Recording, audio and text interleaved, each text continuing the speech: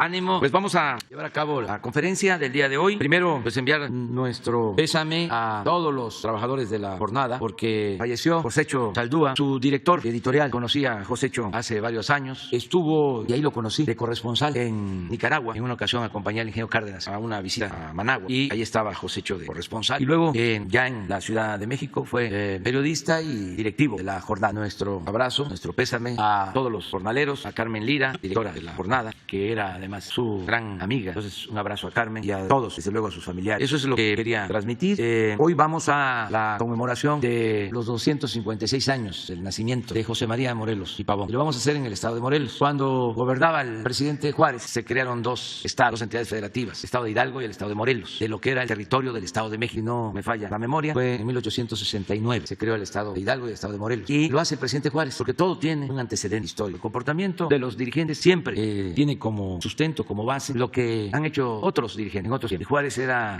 simpatizante, era admirador de Hidalgo y de Morelos. Juárez usaba mucho la frase de Hidalgo, según la cual los pueblos que quieren ser libres lo serán. Quien quiera ser libre lo serán. Esa era una frase de Hidalgo, usaba mucho el presidente Juárez. Entonces vamos hoy a estar en Jojutla, en Morelos, para conmemorar el nacimiento del siervo de la nación, José María Morelos. Y luego tenemos otras actividades. Mañana ya quedamos, es la conferencia en Cuernavaca desde muy temprano. Y vamos a iniciar toda una gira que concluye hasta el martes en Veracruz. Vamos a visitar Morelos, Puebla, Tlaxcala, Hidalgo y Veracruz. Esa es la gira del largo fin de semana. Quedamos pendientes con 3 compañeros que no pudieron, son 5, pero aquí tengo 3. Andalucía, sí está. Luego Ricardo Sevilla, Demián Duarte, faltan 2.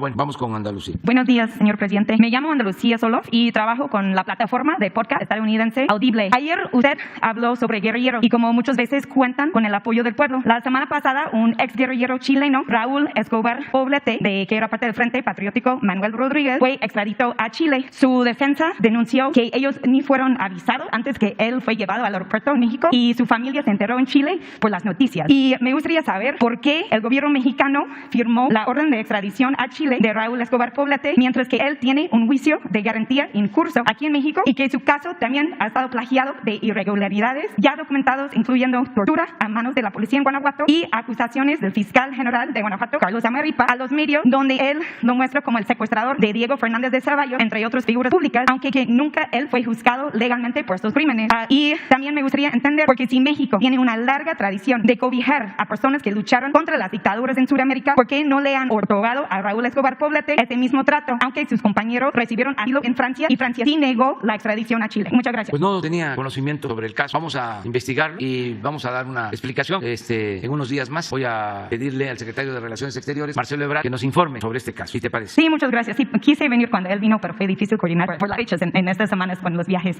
Y muchas gracias y ya estaría al pendiente de lo que él dice, porque también hay otro caso de un preso romano que está acusado de ser como jefe de la mafia romana y sí, México negó extraditar a él a Rumania, pero sí permitió la extradición de Raúl Escobar Poblete a Chile. Entonces sí me gustaría saber por qué. Y mi segunda pregunta es sobre el caso Ayotzinapa y hace pocos días salió una investigación en el Universal sobre los testimonios de los militares y la mayoría de los testimonios cuando pidieron tener acceso a estos testimonios están en negro. O sea, hay páginas donde solo hay 3 palabras que dice no sé, cómo, etcétera. O sea, que no, y tengo entendido que usted, desde que empezó su administración, ha dicho que es muy importante esclarecer el caso de los 43.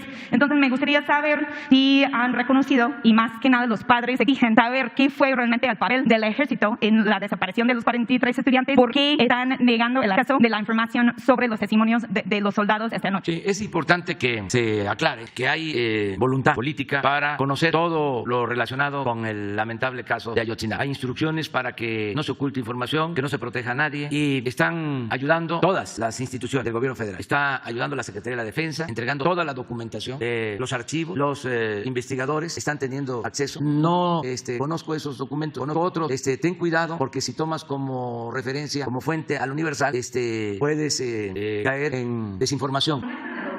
Sí, pero yo también te puedo mostrar otros documentos. Pues como periodista me gustaría tener acceso a estos documentos. Que te los entregue Alejandro Encinas, porque no tenemos nada que ocultar.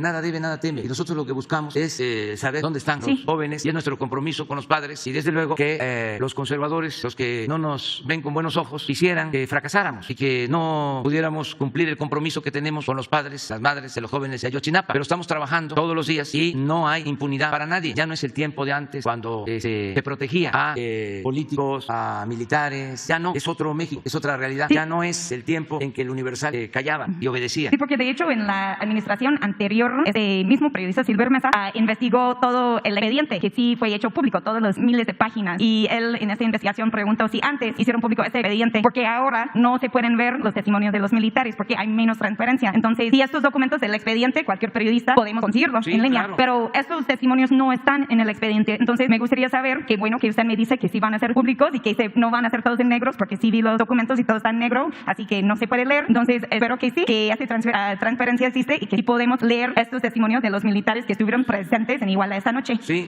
toda la información. Okay. Y lo han solicitado los de la comisión que está haciendo la investigación, la comisión de especialistas internacionales, y se les ha entregado toda la información y están revisando archivos y documentos y se están encontrando testimonios muy importantes para la investigación. Okay. Eso antes no se permitía. Por eso te puedo decir con seguridad de que se tienen todos los documentos y se ha ido avanzando. Sí. Y vamos a seguir avanzando. Ok, gracias, porque sí tengo entendido que sí han publicado y han avanzado, y yo he asistido a varias conferencias de prensa y he seguido mucho el caso, pero tengo entendido que en específico los testimonios de los militares son los que aún están ocultos. Pues no, Sí, en okay. específico te digo Okay, que no, bueno, que está bien. la Secretaría de la Defensa está entregando toda la información. Ok, muchas gracias, pues Sí. daré seguimiento buscando estos documentos y que sean así legibles, porque ahora no son. Muchas gracias. Sí, cómo no. Vamos con Ricardo Sevilla. Buenos días, señor presidente. Muchas gracias, Ricardo Sevilla, de Regeneración MX. No me gusta el equilibrismo verbal, señor presidente, y por eso voy a hacer una pequeña introducción sobre los dos planteamientos que quiero plantearle. En marzo de 2019, a través de una serie de reportajes y testimonios, incluido el mío, di a conocer la trama conocida como Operación Berlín, cuyo objetivo fallido fue descarrilar su candidatura hacia la presidencia. Entiendo que conoce usted los pormenores, presidente, de esa maquinación fallida, porque parte de la historia usted la ha recogido en su libro más reciente. Recuerdo que el lunes 18 de marzo de 2019, mientras ofrecía yo mi testimonio frente a los micrófonos de Aristegui Noticias, Enrique Krause, el líder intelectual de Operación Berlín, con la voz quebrada, fue entrevistado por Ciro Gómez Leiva. Minutos después, un periodista independiente le preguntó a usted aquí, en este mismo recinto, qué opinión le merecía Krause. Usted respondió que lo respetaba. Los datos duros que aporté, facturas, testimonios, fotografías, videos, conversaciones y correos electrónicos, me parecieron pruebas de lo contrario. Krause, por cierto, reconoció ante Ciro Gómez Leiva que en efecto el equipo de Berlín existía, pero no era de él, dijo, sino uno de sus subalternos. La respuesta concitó memes, cartones, muchos al respecto. Los de Helguera, los mejores. Su respuesta, señor presidente, fue, me parece, la de un hombre sensato, la de un demócrata, la de un conciliador, la de un auténtico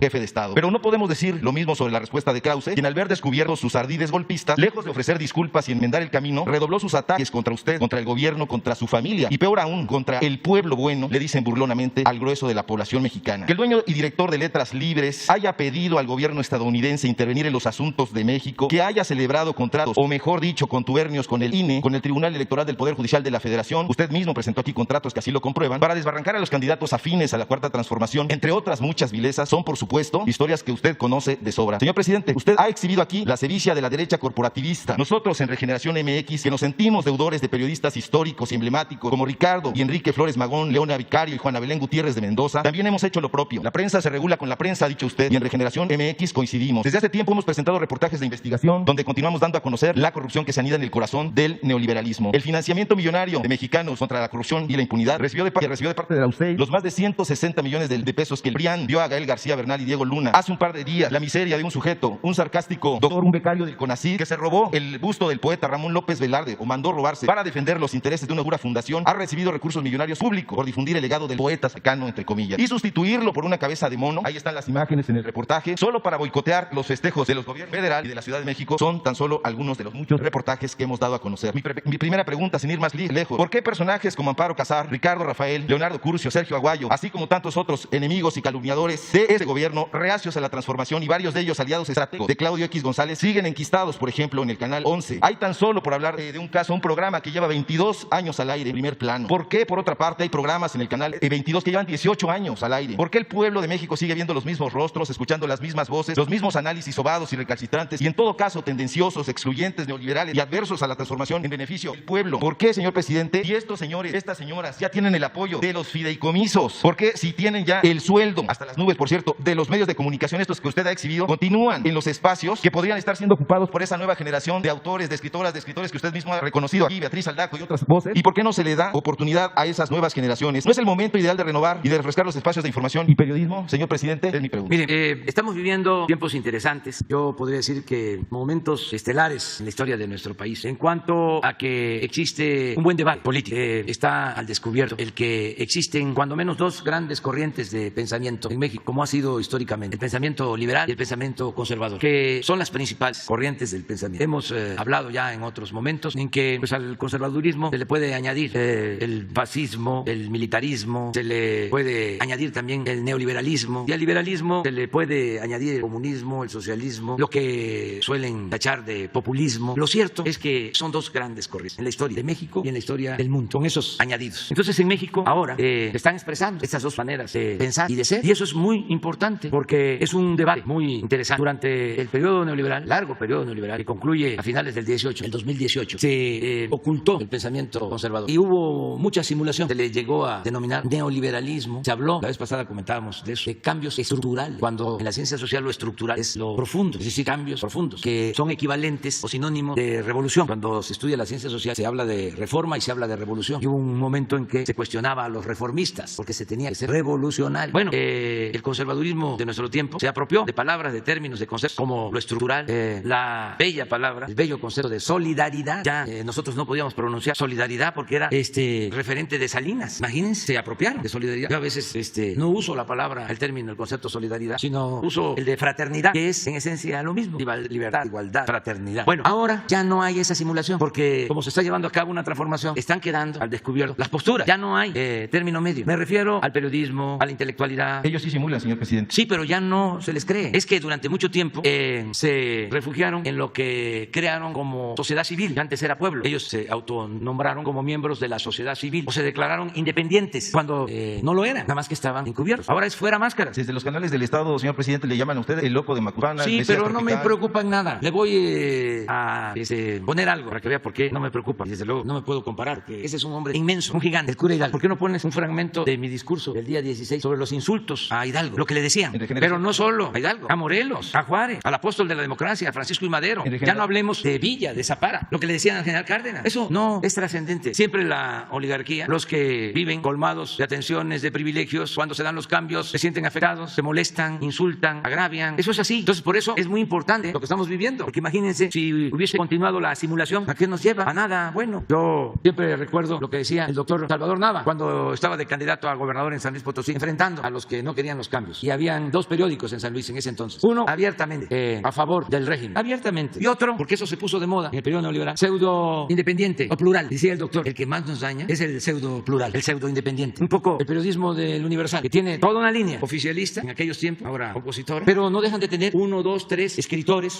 consecuentes. Siempre, desde luego, está uno de los mejores caricaturistas de nuestro tiempo, Helio Flores, porque tampoco pueden descararse por completo, ¿no? Esa simulación ya no funciona. Miren lo que le decía. Esto lo recoge Paco Ignacio y él mismo en su libro dice que cuando terminó de escribir, otro investigador había hecho lo mismo y había encontrado más insultos, o sea que se quedó corto. Pero miren cómo le decía: endurecida alma, escolástico sombrío, monstruo, taimado, corazón fementido, rencoroso, padre de gentes feroces, cura sila, entrañas sin entrañas, villano, hipócrita, refinado, tirano de tu tierra, señor sentibrizador, pachá, máximo, locura, imprudentísimo, bachiller, cago, malo, malísimo, perversísimo, ignorantísimo, bachiller, costilla, excelentísimo, pícaro, homicida, execrable, majadero, badulaque, borriquísimo, primogénito de Satanás, malditísimo ladrón, liberticida, insecto venenoso, energúmeno, archiloco americano. Y todavía le faltó más. Pero lo peor, que se olvida, lo fusilan al padre de nuestra patria en Chihuahua y le cortan la cabeza y le exhiben en la plaza principal de Guanajuato 10 años le exhiben la cabeza. ¿Qué más insulto? ¿Qué más manifestación de odio, de rencor, de mala fe? Pero esto siempre ha sucedido. Cuando hay una transformación, a Francisco I. Madero lo mismo, decían loco. Bueno, el abuelo de Francisco I. Madero, ¿cómo se llamaba? Evaristo Madero, que era porfirista, creo que llegó a ser gobernador de Coahuila. Le escribe a Porfirio Díaz y le dice: estamos muy apenados con usted porque mi nieto está mal, muy mal, está loco. Con decirle, le escribe, que es hasta espiritista, como que eso era una gran ofensa, era un crimen, cuando las ideas espíritas en ese entonces eran ideas de avanzada. Entonces ahora estamos en un proceso de transformación. Hay quienes no están de acuerdo, que tienen un pensamiento conservador, que están en contra de nosotros. Afortunadamente no son la mayoría del pueblo. Esto ha quedado demostrado pues en la elección del 18 y acaba de haber otra elección y el bloque conservador no tuvo mayoría. Eso no quiere decir que no existan y que no tengan poder, sobre todo poder económico. Y antes tenían las dos cosas, poder económico y poder político. Aquí mandaban. Por eso hay esta inconformidad. Pero también hay que agradecer y hay que felicitarnos todos porque estamos resolviendo nuestras diferencias de manera pacífica. Es que las 3 transformaciones anteriores se hicieron mediante las armas, con violencia. Y ahora estamos llevando a cabo la 4ª transformación de la vida pública de México sin violencia. Y es un cambio profundo, igual que el de la independencia, igual que el de la reforma, igual que el de la revolución. Pues estamos arrancando de raíz el régimen de corrupción y realmente no ha pasado nada. nada grave. Y claro, pues que hay manifestaciones en contra, y eso es natural porque también queremos el cambio por la vía democrática. No podemos quitarle el micrófono o los espacios en radio, en televisión, a quienes no están a favor de la transformación. Eso sería autoritarismo. No lo hemos hecho y no lo vamos a hacer. Al contrario, nos interesa que haya debate, porque como decía Juárez, sostenemos que el triunfo de la reacción es moralmente imposible. ¿Cómo van a triunfar quienes se dediquen a robar? Se le puede engañar al pueblo un tiempo, una vez, 2 veces, pero no se le puede engañar toda la vida. La gente ya despertó. Algo que ha crecido mucho es la toma de conciencia. Hay mucha politización en el pueblo y les extraña mucho a los conservadores porque para ellos el pueblo no existe. Estaban formados así. Lo que existía era lo que llamaban en los últimos tiempos el círculo rojo, la llamada sociedad política, y el pueblo no era tomado en cuenta. No existía. Y ahora el pueblo es el protagonista principal de esta historia. Y es al pueblo al que se les está entregando el dinero que se ha rescatado de todo el saqueo que se llevaba a cabo durante el periodo neoliberal. Entonces, por eso es todo un cambio. Ayer fuimos a inaugurar 3 sucursales del Banco del Bienestar, una en Gustavo Amadero, otra en Tláhuac y otra en Iztapalapa. La gente contenta porque son 2,700 sucursales del Banco del Bienestar, el banco más grande en sucursales en el país y posiblemente el que va a manejar más dinero porque se van a dispersar por esas 2,700 sucursales el año próximo 550,000 millones de pesos de entrada, porque por ahí podemos dispersar la nómina, el pago a maestros, a todos los servidores públicos, es como 1 billón de pesos, y por ahí podríamos también recibir remesas, todo esto quitando comisiones en beneficio de la gente. Es el Banco del Pueblo, que es un instrumento. Lo importante son los programas de bienestar, el que los vecinos de donde están los bancos, los adultos mayores, van a caminar 1 cuadra, 2, porque en su colonia van a ir al cajero a sacar lo que por derecho y justicia les corresponde. Es una transformación y así muchas cosas, y todo esto lo estamos llevando a cabo. Yo le agradezco a los opositores que nos quedemos en el plano del debate. Ya no debate, señor presidente, lo llaman pendejo. Eso no es un debate. Pero no hay problema. Ya te expliqué cuánto le decían cómo insultaban a Hidalgo. Yo tengo tranquila mi conciencia. Ese es el tribunal que más me importa, el de mi conciencia. Entonces, el que insulta se degrada, pierde autoridad. Es indignante eso. Entonces, vamos adelante. Además, tenemos posibilidad de argumentar y eso es lo más importante. Gracias, señor presidente. Sí, gracias a ti, Ricardo. Demián. Sí, buenos días, señor presidente. Demián Duarte, del canal Sonora Power. Señor presidente, bueno, primero que nada, usted sabe, vengo de Sonora, de Hermosillo en particular. Agradecerle y reconocerle mucho su presencia el pasado martes en Vica. Se escribe una nueva página a favor de los pueblos originarios de mi estado y de todo el país, y es de reconocerse, la verdad, que en el primer día de los próximos 200 años, bueno, pues se haya dado ese paso tan importante de escribir una nueva página en la historia de nuestro país. Así que muchísimas gracias a nombre de muchos sonorenses que se identifican con este gesto.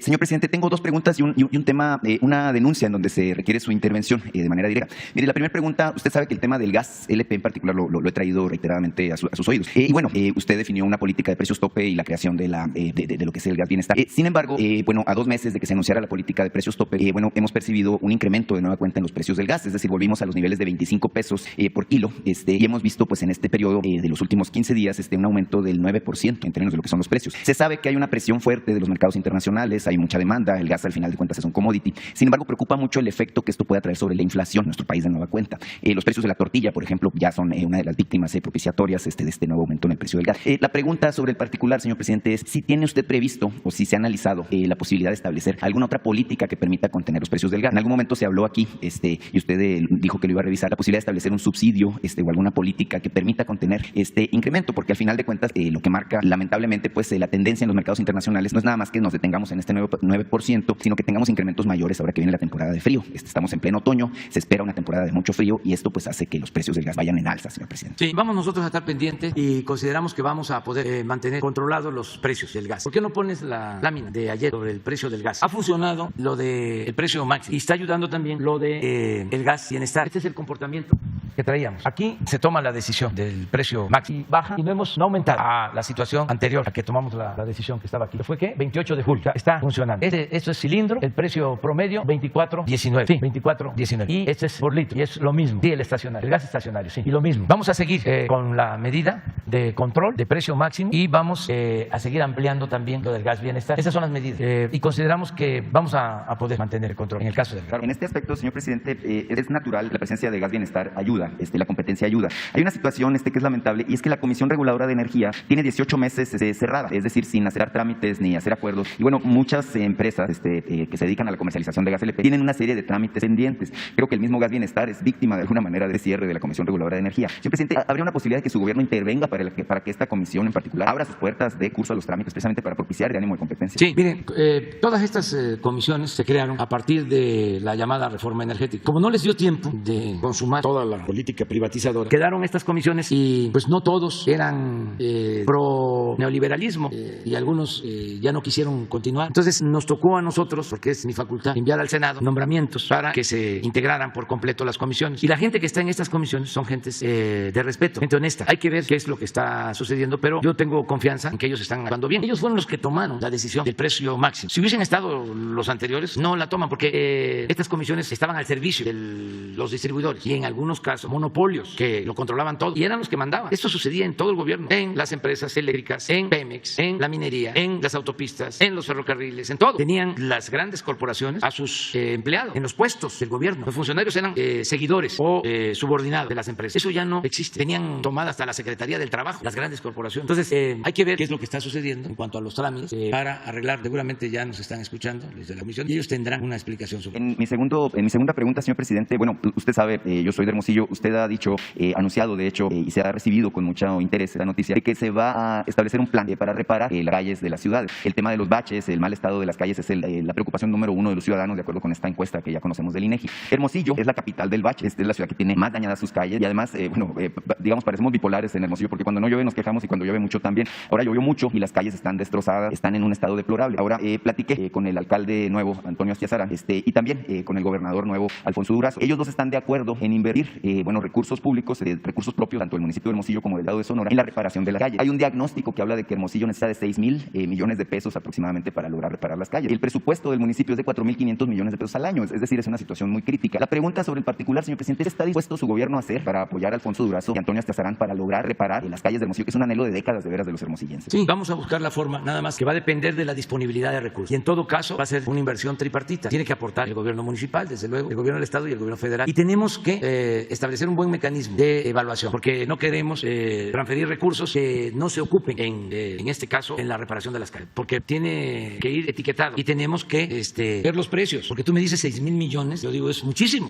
Depende, claro, si se le va a entregar a las empresas constructoras que cobran 3, 4 veces más, pues entonces sí son 6,000, pero si se hace bien y ahorrando y sin corrupción, nos puede salir en 1,000. Hay muchos ejemplos sobre esto. Entonces el cambio es ya no seguir con el mismo mecanismo de licitamos y a veces hasta se simula para dar el contrato a una empresa que ayudó en la campaña y se le da el contrato y esa empresa no va a cobrar, qué sé yo, 20 millones por kilómetro de concreto, sino va a cobrar 100. Entonces con 10 kilómetros son 1,000 millones. En cambio podría salir en 100 o en 200. Eso es lo que tenemos que ver. El mejor ejemplo es el caso de lo que transferimos de fondo a las autoridades de usos y costumbres de Oaxaca para hacer los caminos. Ahí se les envía el dinero, hasta les sobra y lo devuelven porque hay honestidad, pero no lo podemos hacer desgraciadamente con todos los gobiernos municipales. Inclusive una de las cosas que tienen que ver los nuevos gobernadores, y es una recomendación, es que el dinero que se les transfiere, que por derecho les corresponde, el dinero que va a los municipios, tiene que utilizarse para obras en beneficio de la gente, porque muchas veces se utiliza para gastos administrativos, para compra de vehículos de lujo, para tener asesores, para tener gastos innecesarios para ejercer el presupuesto sin beneficiar a la gente. Entonces todos tenemos que hacer un esfuerzo. Entonces, sí, el programa, pero no es mándennos más dinero. De acuerdo a la ley de coordinación fiscal, de lo que se recauda, un porcentaje va a los estados y a los municipios. Está reglamentado y nosotros no les dejamos de entregar esos fondos, nunca. Y lo que hacemos es ayudar con recursos adicionales, pero no se justifica, no es justo de que el gobierno federal esté ahorrando y que los gobiernos estatales, municipales estén en jauja. Me refiero gastando en cosas superfluas, en lo que no es importante, indispensable. O los sueldos, no solo de presidentes municipales, regidores y viáticos y otros gastos. Todos tenemos que hacer un esfuerzo. No puede haber gobierno rico con pueblo pobre. Afortunadamente, en el caso de Sonora, pues ya se decidió cancelar una serie de bonos y una de situaciones por iniciativa del gobernador Durazo. Este tema de las calles de Hermosillo y la infraestructura ya está en el escritorio del secretario de Desarrollo Territorial y Urbano, Román Meyer. Y bueno, pues naturalmente que él está haciendo una evaluación también de los alcances y los costos. Simplemente, bueno, estamos en Hermosillo de veras muy afectados. Dicen que son las calles de la suerte, pues uno tiene suerte si no cae en un bache, ¿no? De manera cotidiana. Son baches muy profundos, la verdad, parecen barrancas. Señor presidente, solo para dejarle ya a otros compañeros, hay una situación con uno de los diputados federales de Sonora, en este caso el diputado del Distrito 1, Manuel Valdenebro, quien logró reelegirse, de hecho es diputado de su partido. Él es además dirigente sindical, del Sindicato de Trabajadores del IMSS. Nada más que él, después de que se sumó a su movimiento, ha sido víctima de una serie de venganzas y situaciones al interior del sindicato. Le cancelaron su toma de nota con una serie de ilegalidades y también le cancelaron su licencia sindical en el IMSS. Él ha dado durante estos 3 años pues todas las vueltas, se ha tocado todas las vueltas que haya que tocar y no ha logrado conseguirlo, y por eso es que yo le traigo este documento, que si me permite se lo entrego a Leticia Ramírez, sí, donde hay un resumen de las situaciones, porque lo que está buscando es reintegrarse a la dirigencia y que se le reintegre, válgame pues, su licencia que tiene en el IMSS, porque pues él representa 17,000 trabajadores en San Luis Río Colorado y en toda Baja California Norte, que están en estos momentos pues sin representación, ¿no? Entonces es por eso que se pide su intervención, señor. Sí, para Luisa María, alcalde, de acuerdo. Vamos, ya terminamos, pero quedó pendiente el compañero y quedó otro, eran 5. Es que me dijiste que ya habían declinado. Sí. Buenos días, presidente. Ernesto Ledesma, de Rompimiento TV. Presidente, la primera intervención tiene que ver con el presupuesto de egresos que usted presentó.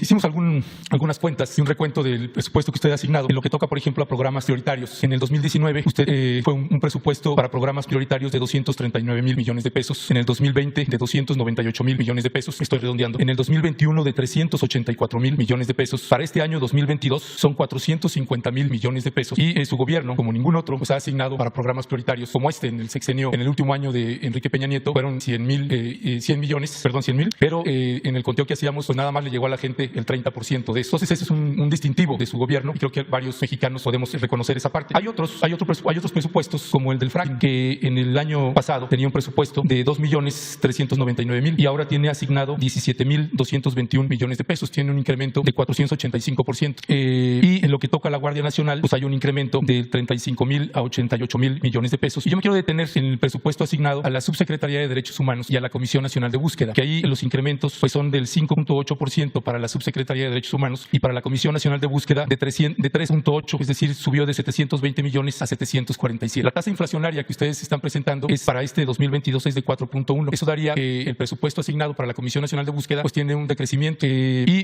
revisando el personal que tiene, por ejemplo, la Comisión Nacional de Derechos Humanos, que tiene un personal de 2,000 personas. La Fiscalía de Derechos Humanos tiene un personal de 800 personas. Entrevistando a Carla Quintana, la titular de la Comisión Nacional de Búsqueda, la comisión tiene 89 personas. Nosotros le preguntábamos a la comisionada pues que en un país con 92,000 desaparecidos pues toca a más de 1,000 personas por cada elemento de la Comisión Nacional de Búsqueda. Y, presidente, quienes estamos haciendo trabajo en campo, pues es notable de muchas maneras el trabajo que está haciendo la Comisión Nacional de Búsqueda y el subsecretario Alejandro Encinas. Es algo que en términos reales le reconocemos y vemos ahí. Pero no tienen su personal y su presupuesto es muy básico en comparación con otros presupuestos y con los incrementos que tiene. A la titular de la Comisión Nacional de Búsqueda le preguntábamos qué personal mínimo requieren para poder operar y nos decía que alrededor de mínimamente unas 350 personas o 300 personas. Mi pregunta, presidente, es si no es factible que para un país con 92,000 desaparecidos, la Comisión Nacional de Búsqueda y la Subsecretaría de Derechos Humanos puedan ser consideradas dependencias o instancias prioritarias, así como esta asignación que le podemos reconocer para los programas prioritarios o para los proyectos prioritarios, que también es una asignación bastante importante. ¿Por qué no un incremento así? Después de la modificación que se hizo de la Ley Orgánica de la Fiscalía General de la República, le puedo decir, le pongo un ejemplo muy sencillo de lo que nos toca ver en campo. Las señoras que tienen que estar dando vueltas en las fiscalías, las mandan y ve por esto y le falta tal documento. Y cuando uno está ahí, presidente, uno ve a una señora que le falta, no tiene 100 pesos y tiene que trasladarse a un lugar, son 16 cuadras, donde le piden a veces algún recurso. Y es muchísimas vueltas y gente de verdad que no tiene recursos para estar dando tantas vueltas. El papel de la Comisión Nacional de Búsqueda y de la Subsecretaría de Derechos Humanos tendrían que tener, desde nuestro punto de vista, un incremento mucho mayor e importante. No sé si eso sea factible, presidente. Sí, la verdad es que no hay techo financiero para todo lo que tiene que ver con los derechos humanos. Eso lo saben los servidores. Puede ser que en el presupuesto haya una cantidad, pero se autoriza todo lo que necesita. Te voy a poner un ejemplo. Se tomó la decisión de sacar a los mineros de pasta de concha. Eso es importante, que se conozca. Me reuní con los familiares y les dije, vamos a comprar todo el terreno donde está la mina y podemos hacer un gran parque, un soler en honor a los mineros. Además, se les va a entregar lo que les corresponde de indemnización, de reparación del daño. Vamos a construirles viviendas y vamos también a llevar a cabo un programa de desarrollo en pueblo. Esa es una posibilidad. Y la otra posibilidad es que también se les reparen los daños, se les ayude con la vivienda y se apoye al pueblo y que se lleven a cabo labores para desenterrar, para encontrar, rescatar los cuerpos. Cualquiera de las dos tiene que ser por consenso. Es decir, reúnanse y ustedes deciden. Se reunieron y no hubo consenso. Creo que más de 30 a favor de que ya se dejaran los cuerpos ahí, con el argumento de que para qué los iban a sacar si los iban a ir a colocar sus restos en otra para un panteón y que eran muchos los riesgos y que además se iba a necesitar una inversión. Estamos hablando de 2,000 millones de inversión para hacer los túneles. Pero 10 o 15, no tengo los datos, dijeron no, nosotros queremos y tomamos esa decisión y estamos invirtiendo, haciendo los túneles para sacarlo. Nos va a llevar 2 años y medio. Estamos apurando, ¿no? Ya se les pagó la indemnización, ya se repararon los daños, ya estamos trabajando en las obras sociales. Entonces, esto no está en el presupuesto. Sí, pero mire, el piso del presupuesto, porque usted ya me ha dicho en el otro momento que para derechos humanos o para búsqueda no hay piso, no hay límite, pero el presupuesto de egresos, la asignación es un proyecto estructural, porque no es lo mismo que esté iniciando o haciendo un trabajo, una dependencia como la Comisión Nacional de Búsqueda o la Subsecretaría de Derechos Humanos con un personal, con nada de personal. Es prácticamente imposible y retrasa muchísimo los casos, presidente, sí. Porque este problema que hay con las fiscalías, que no se agilizan las cosas, el que se pueda incrementar el personal de la Comisión Nacional de Búsqueda y de la Subsecretaría, créanos, presidente, presidente, uno que lo ve en campo, el papel que hacen es fundamental, pero no tienen nada de personal. Sí, pero que lo presenten, dile a Carla que lo presenten. Nada más que también te informe que en todas las búsquedas que se están haciendo, que no se hacían antes, eso también hay que tomarlo en cuenta, es una labor importantísima. Pues en todas las búsquedas ayudan 100 hasta miles de servidores públicos. Que te comente. O sea, ellos pueden ser la dirección. Es un poco lo de la protección civil. Si se analiza en términos de presupuesto, pues puede decir lo que comentaban nuestros adversarios, ¿no? Si ya no hay Fonden, ya no hay apoyo a damnificados. Pues no existe el Fonden porque era un barril sin fondo, un aparato burocrático, improductivo, con mucha corrupción, pero lo que estamos destinando a damnificados ahora es muchísimo. Ahora voy el fin de semana precisamente a ver a damnificados en Hidalgo, en Veracruz, en Puebla. Y pues estamos hablando de apoyo a 64,000 familias para sus viviendas. Sí, lo que pasa es que el trabajo que se hace en una Comisión Nacional de Búsqueda con la Subsecretaría de Derechos Humanos pues necesita también un conocimiento y un trabajo muy específico. Sí, pero entonces lo que requieran y lo que no es válido. O sea, primero, nosotros no quisiéramos que existiera una Comisión de Derechos Humanos. Nosotros quisiéramos que no se violaran los derechos. No quisiéramos acostumbrarnos a una oficina de búsqueda de desaparecidos. Queremos que no haya desaparecidos. O sea, porque esta es una concepción también de fondo. O sea, antes el Estado era el principal violador de los derechos humanos. Y para simular de que se atendían los problemas, se empezaron a crear comisiones al mismo tiempo que se violaban los derechos humanos. Entonces nosotros lo que queremos es que el Estado ya no viole derechos humanos y que no tengamos todos estos organismos, porque el Estado está para proteger al pueblo, no para agredir a los ciudadanos.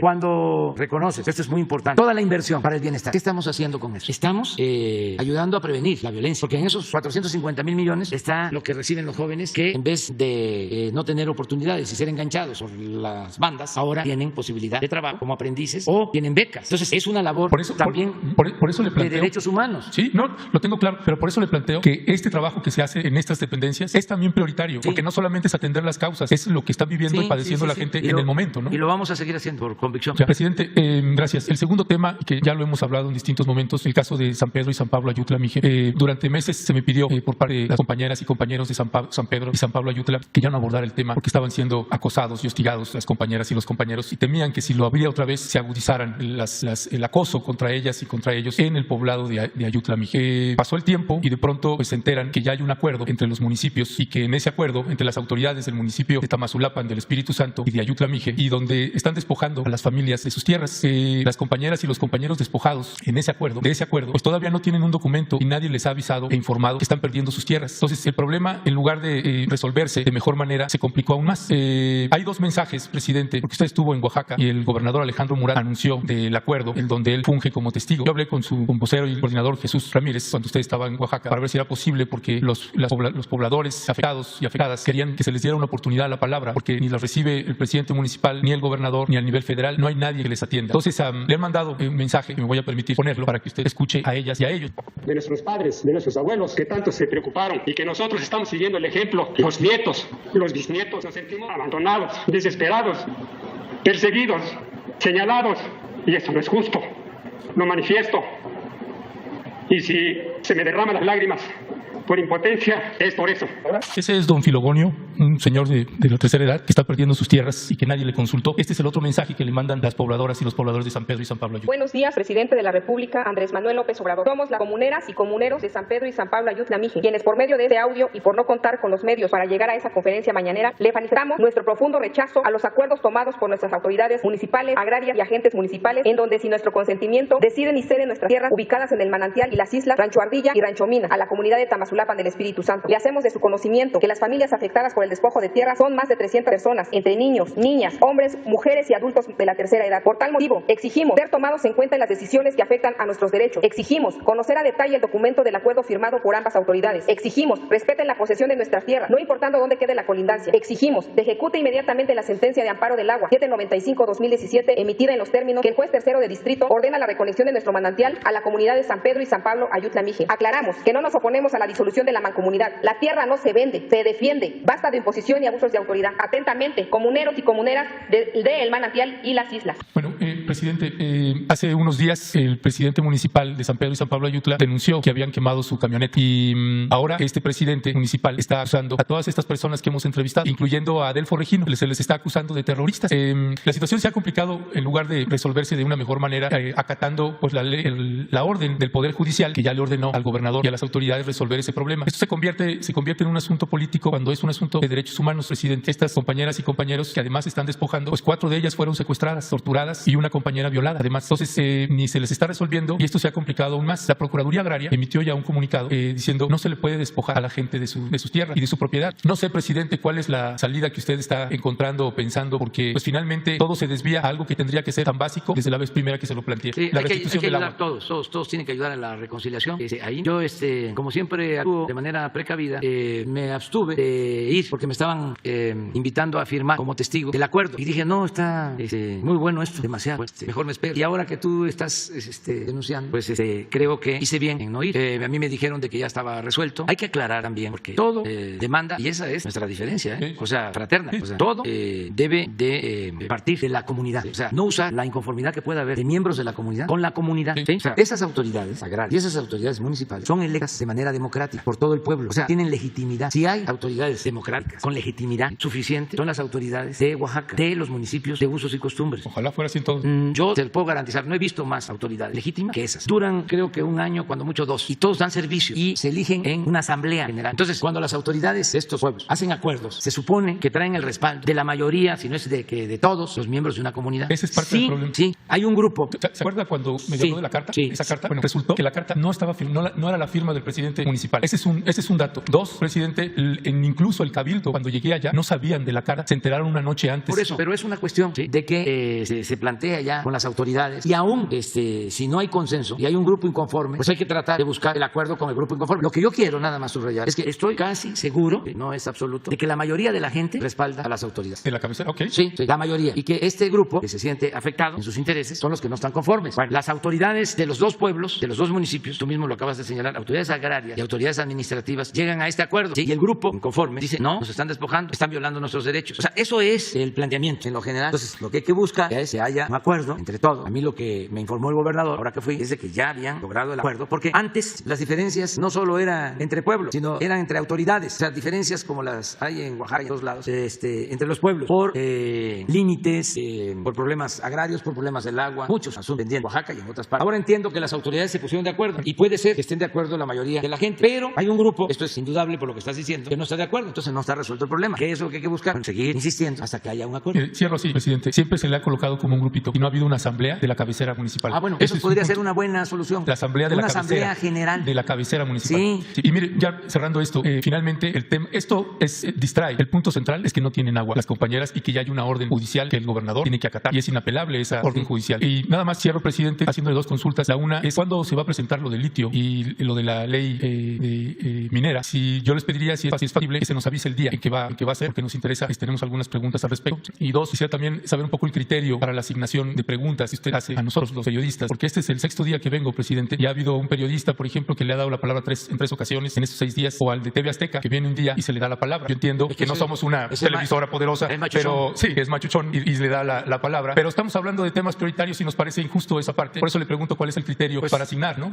Porque no me parece justo, ¿no? Pues si quieren, se lo digo respetuosamente. Pongan aquí una ánfora, si les parece mejor. Es que yo no tengo problema, porque no tengo nada que ocultar, y al contrario. Por eso nada más pregunto cuál es el criterio para que usted decida, ¿no? Resuélvanlo, porque lo mejor es una tómbola y solo se deja un lugar, uno, por si viene una persona del extranjero, una cuestión grave, se le da un lugar. Pero eso sería una forma buena, porque a mí también me meten en lío, o sea, porque me levantan la mano y yo a quién le doy. Y saben que no hay preferencias porque para nadie, más ahora que tienen hasta cubrebocas, pues ni les veo bien la cara, pues ya vamos a dejarle hasta aquí, porque tengo una reunión precisamente para ver lo del litio. Ahora, precisamente, con el secretario de Gobernación, con la secretaria de Economía, con el secretario de Relaciones Exteriores, con el director de la Comisión Federal de Electricidad y con otros servidores para ver eso precisamente. Ya nos vemos ya. Un abrazo cariñoso, nos vemos.